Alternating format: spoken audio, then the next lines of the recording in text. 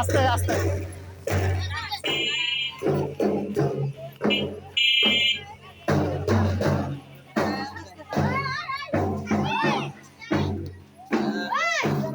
হ্যাঁ ম্যাডাম না খেয়াল রাখেন লাইনটা সোজা খেয়াল রাখেন তুমি এত দূরে গেলে হইব এই মারো কেন আস্তে কথা বলো আস্তে কথা বলবা হ্যাঁ ঠিক আছে হ্যাঁ হ্যাঁ আসেন আসেন